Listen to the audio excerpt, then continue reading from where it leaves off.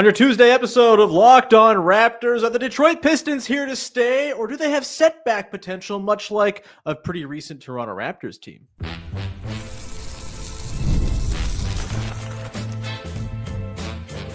You are Locked On Raptors, your daily Toronto Raptors podcast, part of the Locked On Podcast Network, your team every day. Hey, what's going on? And welcome to another episode of Locked On Raptors, part of the Locked On Podcast Network, your team every day. It is Tuesday, September the 10th, or the 9th. I'm recording this before I go away. I don't know what days are. Either way, it's Tuesday, and I'm your host, Sean Woodley. I've been covering the Toronto Raptors now for 11 seasons on various platforms. You can find all my work over on Blue Sky. You can find the show on Instagram. You can join us in the Locked On Raptors Discord server. Great place to come hang out, talk ball amongst friends. And, you know, as of today's recording, talking a whole lot about Kawhi Leonard and his, desire to not ever plant trees, among other things. You can come hang out over there. It's 100% free. Please join our listener family. Today's show is brought to you by our friends at FanDuel. Football season is closer than you think. And right now, new customers can bet $5. If your bet wins, you'll get $300 in bonus bets. Download the FanDuel app. Go to FanDuel.com to get started. And we'll get started here on a continuation of our look at the middle of the pack in the Eastern Conference. We talked Pacers with Tony East on Monday. And today we are joined by Ku Khahil of Locked On Pistons. Pacers, Pistons, too many P's. Locked On Pistons to talk all about the Detroit Pistons, who last year were damn fun and damn good.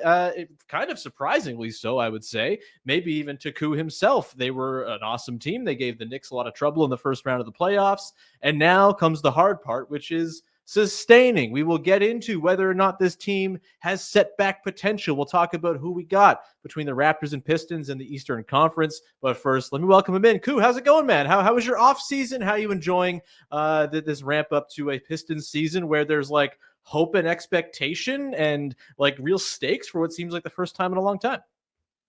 Yeah, I'm doing well. Thank you for having me on. It definitely is a different vibe and different environment around the community with now, like you mentioned, expectations is no longer like, are you getting the first round or first pick in the draft? The draft lottery isn't the best time of the year. It's no longer that. It's expectations, and a lot of people are expecting a big things for the Pistons this year. So it's definitely a different vibe for sure. Yeah, I got to say, last year I was not among the people who expected the Pistons to make much of a leap. I thought they would be pretty comfortably in the bottom 5 of the Eastern Conference. And I'm eating a whole lot of crow today. I'll say it, I was a Cade Cunningham skeptic. I think we had a little back and forth last year on our season preview roundtable regarding Scotty Barnes and Cade Cunningham. It looks like I am trailing on that one as it stands right now. Cade had an awesome season as a league creator. It really kind of found his feet as a number one option, and that was great for him. For you, Ku, like, what to you made last season tick for this team? Like, obviously, Cade was a big part of it. There were some other stuff obviously going on. Was it a matter of catching other teams off guard by being the biggest tryhards in the NBA? Was there something else going on there? Was Jaden Ivey's absence a blessing in disguise? Like, what to you was the secret sauce outside of Cade Cunningham, though you can talk about him too, that made the Pistons one of the stories of the league last year?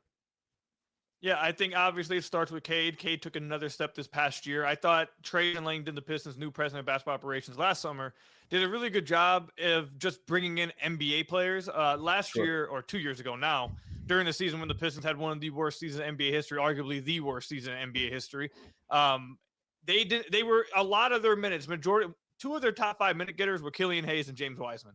And they just didn't have many NBA players on the roster. So Trajan Langdon came in. He didn't bring in superstars. He just brought in veterans that could play basketball at the NBA level. He brought in Tobias, who was a fine veteran, a fine player.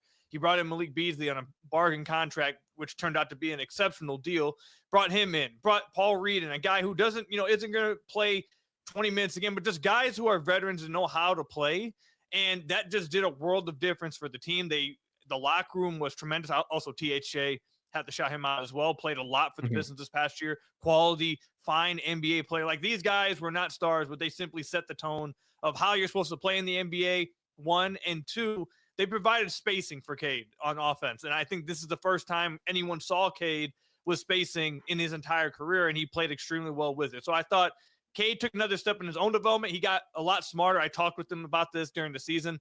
He got a lot smarter with the shot diet, turned a lot of those long twos into pull-up threes and a lot of layups at the rim, floater area. He was one of the best players in the league in the floater area on hook shots. So he started taking smarter shots. He got better. The team around him just got better. So I think that was the main thing. The other thing, you mentioned Jaden Ivey going down and the Pistons kind of taking another step after January. I think there's a lot of argument in the Pistons community about whether that has anything to do with Ivey at all. I think 90% of it has to do with Asar Thompson coming back at the exact same time and being brought into the starting lineup. After January 4th, when he was inserted into the starting lineup, the Pistons had top 7 defense the rest of the way. They had a top 8 net rating in the NBA the rest of the way after that. So I think Asar Thompson really proved to be the Pistons' second most impactful player. His defense is otherworldly. He completely reshaped a defense that was 28th in the NBA in December, turned it into a top 7 defense the rest of the way just by himself. So I thought, obviously, Cade, the veterans came in, and I thought Asar, coming off blood clots, not having an offseason, no training camp, no preseason, just being dropped in, really had a crazy season when you take all that into account and turning this team around on the defensive end. And I thought it was really spearheaded by those two guys, and then Jalen Duren came along. All this other stuff started happening, but I think it was really spearheaded by Trajan Langdon's offseason and then Cade Cunningham and Asar Thompson. Yeah, I am fascinated by this team coming into this year because I think I might get burned again by being a little skeptical. I think I kind of need to see it again for me to really believe the Pistons are here to stay as at the very least a middle of the pack, top 6 perennial team in the conference. And I think a big reason why is, you mentioned the space around Cade, and that was pretty undeniably a huge component of what happened last year. And Malik Beasley was a pretty big reason why that spacing environment was so good. I'm not sure enough is being made about Malik Beasley basically having a prime Klay Thompson season last year. It was literally one of the best 3-point shooting seasons we have ever seen happen in the NBA. And he's just not on the team anymore for, various reasons. And I don't know how to square that when it comes to the impact on the Pistons. Obviously, you mentioned Asar Thompson, he's going to be presumably better with a full off season and, health and, just more experience as, you expect from young players. And he's clearly insanely talented and one of the already most impressive defensive players in basketball. But I do worry a little about the spacing situation between Duren and Thompson. And I'm assuming Ron Holland's going to play more, and you're missing Malik Beasley and THJ. Is that spacing environment to you at risk going into this year, or have they done enough on the margins with Duncan Robinson and Karis LeVert, who I'm pretty met on most of the time? Is there enough there? Jaden Ivey coming back, had some flashes from 3 last season. Do they have enough space around Cade to replicate the environment that allowed him to be so successful last year? Yeah, you brought up Malik Beasley, how it was a historical season. Not many people are talking about it. I've talked about it a ton on the podcast. I've said to listeners multiple times early in the offseason that expecting it's a good point, and it's a good thing to be, or not a good thing to be worried about, but it's a good point to bring up, is that the Pistons it wasn't just a really good season for Malik. It was truly a historic 3-point shooting season, something we haven't seen outside of Steph Curry and Klay Thompson last year. It was a crazy season. So the Pistons basically having a offseason where we're not taking another step in regards to moves. We're not going and making a big swing. We're kind of just going to run it back for the most part. It was risky because you are banking at least a little bit on that kind of season replicating. And that is a bit concerning. Now, Malik Beasley wasn't going to be able to replicate Malik Beasley's season. I've said this before as well. He was not going to be able to do that again, what he did last year. It just wasn't going to happen. Yeah. So what you really need to do, and for what it's worth, the Pistons do have the last roster spot open. There has been discussions between the team and Beasley about whether maybe he can come back still with all this investigation stuff going on. I'm not trying to get too much in it, but it is possible he still comes back. That's one. But the main thing they need to do this offseason, if they did lose Beasley, was not so much replicate his quality of shooting, even though Duncan Robinson is a good shooter, obviously a really good shooter, great shooter. It's not so much trying to get someone who can hit 400 threes or whatever again. It's more so about getting someone who can replicate the type of threes that he took and can replicate that type of gravity that Malik Beasley did. And I think Duncan Robinson is an even better movement shooter and moves without the ball better than Malik Beasley does. He keeps it moving throughout the offense. If he's top locked and he's denied, he'll backdoor cut. He'll run around the opposite end of the court, run a weak side action on that side. He keeps the ball moving, and he is a very good movement shooter. So I think they did a good job of pivoting once the whole thing with Beasley went on. to probably the next best available option to just replicate, again, that type of offense, because that was a big part of their offense and how they spaced around Cade. When it comes to the spacing around like Ausar, Duren, and Ron, I'm not concerned about it with Ausar and Duren, because for a large majority of last season, the Pistons starting lineup after January were one of the best starting lineups in the NBA. Yeah. In the playoffs, they were one of the top 5 starting lineups to play throughout the playoffs. Ausar Thompson and Jalen Duren on the floor together this past season, I believe, had like a plus 4.2 net rating. In the playoffs, he was even better. It jumped to like plus 9 or something. They were really good on the floor together because of their interior passing and how they're able to find each other. Obviously, you'd like to see them grow a little bit more from beyond 3 feet. But the last thing I would say is Trajan Langdon, anytime you ask these type of questions this offseason, he's responded with, well, Jaden Ivey's coming back. You ask JB, right. They say, well, Jaden Ivey's coming back. Seems like they're putting a lot of stock into Jaden Ivey coming back and taking another step forward.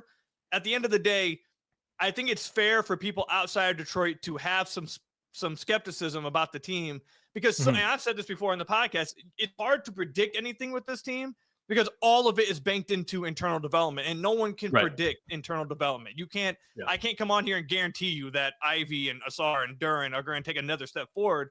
But if they do, and that's what the team's planning on, they should be fine. It's hard for me to try to sway somebody that, hey, this is going to happen. How am I going to prove that? So that's where I think they're at right now.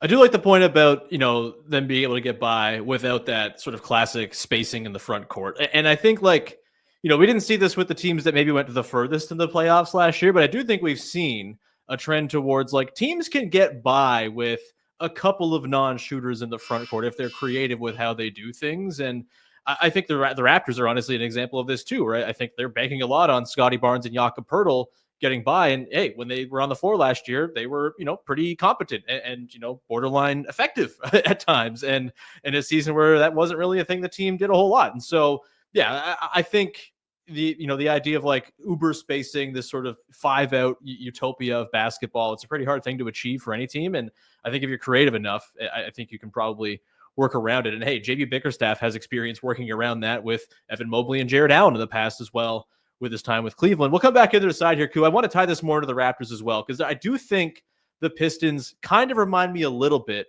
of the last good Raptors team, which was 21-22, when they surprised. They won 48 games, and then the following season just kind of fell flat. Want to get into if you see any parallels there and kind of what the worst case outcome is for this Piston team, as well as the best. We'll get to that coming up in just one sec as we continue our whip around the Eastern Conference.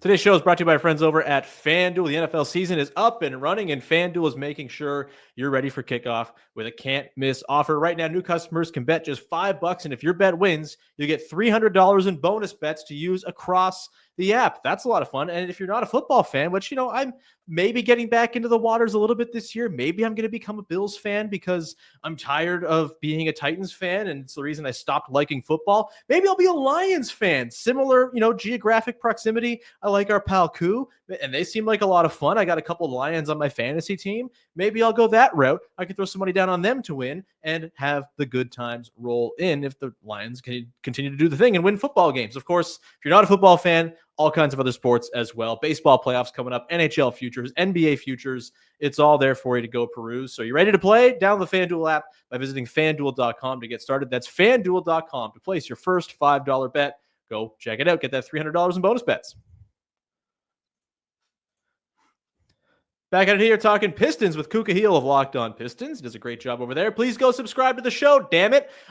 Ku, let's get back to the Pistons and the sort of parallels that I see as a scorned person who watched a fun Raptors team in 21-22, surprised everyone, go on a crazy run, and then really let down the following season, kind of leading to the multi-year spiral they've been recovering from ever since. And look, I'm not saying it's identical, but I do think that sort of that team back in 21-22, the Raptors, they, I think, surprised a lot of teams just because they played an insane style. They ran out these weirdo shooting light 6'9" everywhere lineups where they just ran down people's throats, played extremely hard, and made life miserable. And the Pistons obviously built differently, but like their try hardness last year was palpable anytime you watch them. Like they were the team that I hated watching the Raptors play the most because they were just so damn annoying. And I wonder if that is something that you maybe can't replicate and sort of spring upon teams anymore. And also if there's an element of, hey, like now we're trying to like be serious, we maybe have to kind of tone down the aggression and the just sort of the overall sort of level of energy we're putting out into every single game in order to make sure we have a sustainable, long, healthy season where we can actually do something in the playoffs. I think that's a consideration for these teams too. Are you at all concerned about a 2022-23 like letdown for the Pistons that the Raptors experienced that season after their really fun season the year prior? Concerned. I don't know if I would say concerned. It has been a talking point that we've brought up. I've kind of compared them to the Kings. I think it was like 3 years ago when they had that great season. Good one too. Now it's kind of like went down. Yeah, I think the Raptors point comparison is a good one as well. I think what the Pistons are banking on is that they believe they have a better player than either of those teams did to kind of raise their floor. I think they believe that they have Cade Cunningham, who they believe is a top 15 player in the NBA, who they think will become a top 10 player in the league this season. So they believe that as long as we have that guy and he's healthy and we have a fine team around him, he'll keep a floor to this team to where we won't fall, however far these teams fell in the past. Now, I do think it should be on the mind of, it was a civil war in the Pistons offseason amongst the community because a lot of people wanted them to go make a move. Go. Yeah. It was crazy. A lot of people wanted them to go make a trade, go get some, big star. And a lot of people were like, okay, just be patient. And I'll say before you go on, they felt like a Brandon Ingram team to me. Like they felt like a team that might have been right in that mix. Sorry, carry on. No, yeah. I mean, Brandon Ingram was someone I had interest in during the season. I think he would have addressed some of the issues they have, especially within the half court when it comes to self-creation. I'm interested to see how he plays for the Raptors this year. I like BI, so I'm hoping he has a good year. But one of the things that the Pistons have to be, weary about is that I've said this before in the podcast multiple times, is that expecting every single young guy to take a step forward is probably unrealistic. And it happened this past year. Cade took a step, Asar took a step, Duran took that was great. But every offseason, someone taking a step forward, it's unrealistic to assume everyone will. They have to bank on at least one of these guys taking a step forward. And as long as that happens, they should be fine. They should be all right. And again, they believe that with Cade Cunningham, they have a floor to them that they won't fall past. But the other thing is, I don't know how much and this has been a topic as well in the community, is that I don't know how much Trajan Langdon is really prioritizing taking another step this year when it comes to win-loss. Every time he's spoken, every interview he's done, he's made it very clear that he's very patient and that he is trying to get answers. We haven't seen them extend Jaden Ivey. We haven't seen them extend Jalen Duren. I don't think they're going to extend either of those guys by the time the season starts. And I think it's mostly because Trajan Langdon's in the camp of, I just want answers. If the answers result in them being a really good team because those guys took a step forward, then I'll pay next season when I know. If it results in maybe we take a step back, but at least I have an answer on, okay, this guy isn't here for the long term, or I need to move on from this guy, maybe this guy as well. Like, as long as he gets those answers, it seems like he's fine, and he's kind of setting himself up for next offseason to be when he really makes the swing on how he wants this team and roster want them to look in his vision.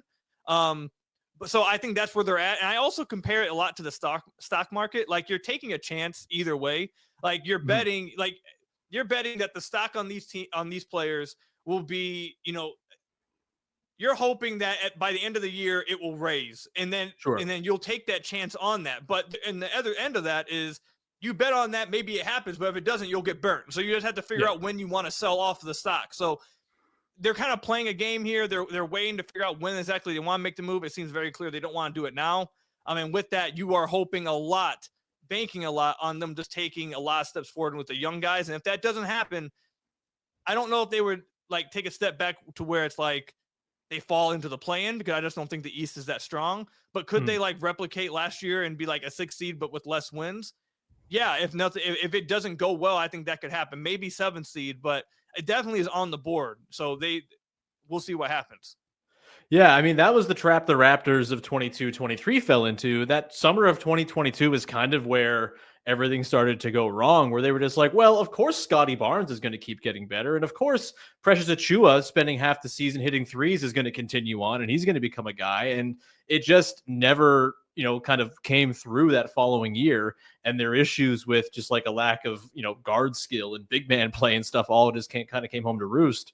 And, it ended up being the demise of that version of the team. I think, to your point, I think the Pistons are a little more safeguarded against that because Cade feels like that exact type of floor raiser you talked about, where, things could go really bad. A bunch of other guys could kind of, take big slides or, or stagnate or whatever. But ultimately, like, Cade's there and is probably the guy who'll just kind of continue to reshape things around going forward without it being too much of a concern. Yeah, it would suck if guys kind of crashed out this season, but it doesn't spell doom for the franchise because Cade's there and presumably is going to be there for a long time.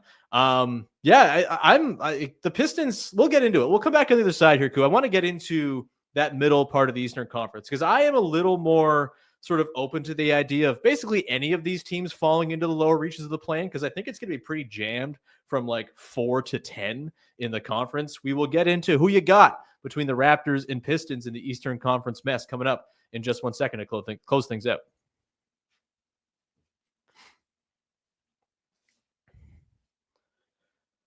Wrapping it up here with Ku Khahil from Locked On Pistons as we try to take stock of the Raptors and Pistons in the Eastern Conference, which is frankly a mess. We're talking about it all week long. Pacers, Bucks, Heat, Sixers. There are other teams we could talk about, but there's only 5 days in the week, and we'll probably do it once I'm back from vacation. But it's a mess trying to sort out where all these teams are going to fit into the hierarchy.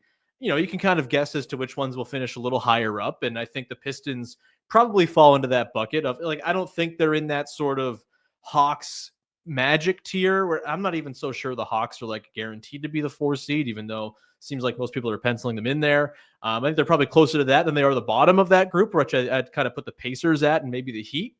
And I guess the Raptors, depending on your mileage on what their team's going to look like this year, you could probably lump them into that back part of this group as well. But for you, Ku, where do you, if you were just kind of predicting a seed for each of these teams, where would you slot in Detroit and Toronto? And I guess more broadly, like I'm curious of your own sort of impressions of the Raptors build. I know the build is weird and they've built the team in a strange roundabout way, but I'm of the mind that they just have too many good players to not be pretty good in a not very good conference. But curious what you think.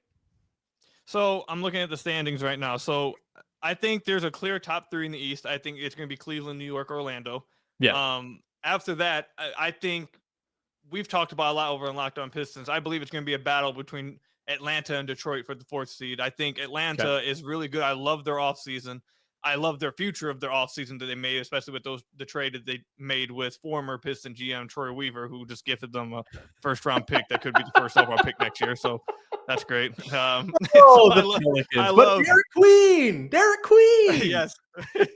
I love Atlanta's offseason. I think a lot of that, though, is going to be dependent on their health. They have a lot of guys that they're banking on being really good for them that have dealt with health issues throughout the career, whether it be Kristaps, whether it be Jalen Johnson, whether it be Luke Kennard. These guys are health concerns. If they're healthy, I really like their build. So I got the Pistons and the Hawks around the 4 or 5 seed in the East. That's where I expect those teams to finish out. Then you got, obviously, like you mentioned, you have the Bucks, you have the Heat, you have the Raptors. I'm kind of out on the Sixers, obviously, because Joel Embiid's going to have to show me that his career is not over until I believe it isn't. So, it's really, I look at the teams, and there's always one team I feel like that is a sneaky team that jumps up that people don't talk about. I feel like it might be the Hornets this year, but we'll see. I'm not buying it, man. Tony East tried to talk me into the damn Hornets yesterday. Not happening. He did. See, you got to join. You got to join the bandwagon. I promise you, I will never join the bandwagon of a team with LaMelo Ball on it until he gives me a proof that I should be doing otherwise. He's fun. He's a meme. He is, for some reason, the favorite player of all the 11-year-olds I coach basketball for, which is a bad thing because they don't know what the hell they're talking about. Fair enough. So yeah, I got the Bucks, Heat, and Raptors kind of in the same tier after that.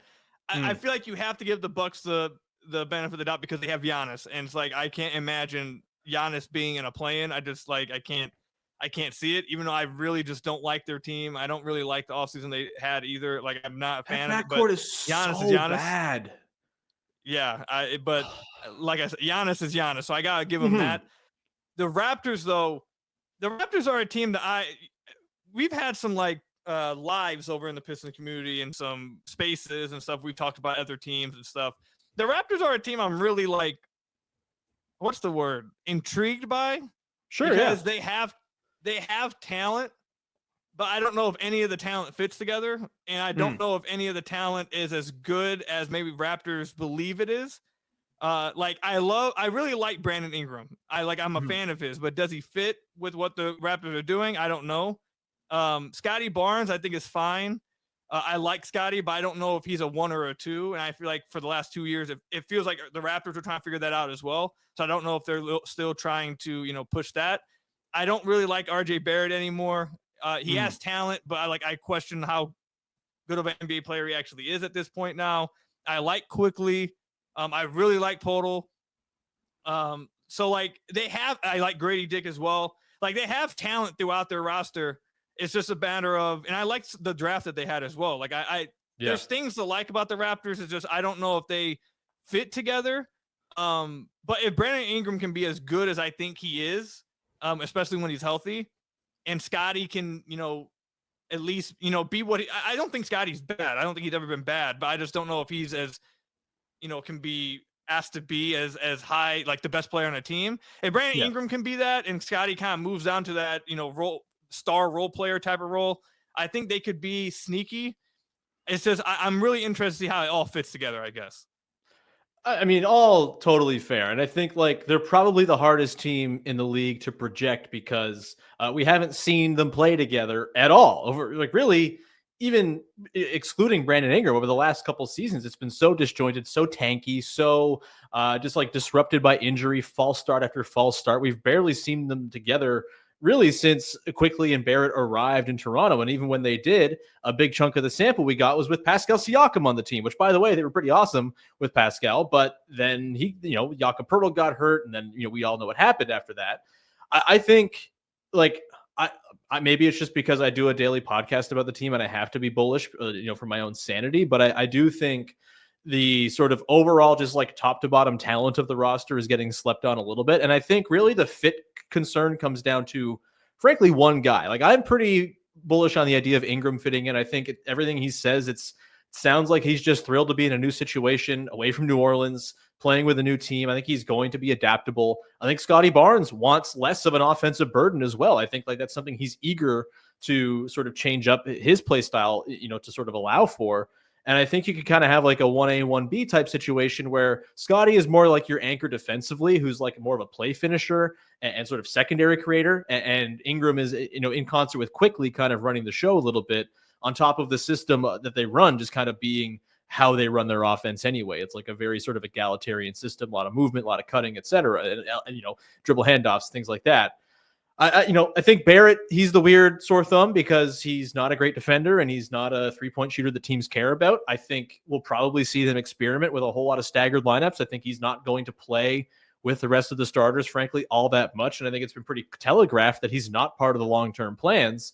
I think if you took Barrett out and just like replaced him with like a couple of fine role players, or, if they were able to pull off that move for Derek White, for example, at the draft that they were rumored to be trying to pursue with RJ involved, and I think the 9th pick, like that would totally set everything into place in a way that I'm really excited about. They're not quite there yet, but just because it's incomplete and because there's one kind of weird fitting guy doesn't mean the rest of the puzzle is not pretty attractive to me. And so I think like in this league where you just got to have a lot of dudes to survive a season, I feel like that's going to be their strength, even if they're not like uber talented. Like I think they're going to finish ahead of the Bucks, frankly, because I just think the Bucks don't have enough to survive 82 games, even with Giannis being who Giannis is. I just kind of think at some point the attrition around him and the fact that Kevin Porter Jr. and Gary Trent Jr. are going to be the second and third most important players on the team is going to catch up to them at some point. But I'm open to being wrong on that one. I think there is so much room for movement between 4 and 10. And I think there's a chance that these seeds are kind of settled by, like, I don't know, 6 games top to bottom. Like, I think it could be very much like last year's Western Conference. I don't know what you think about that.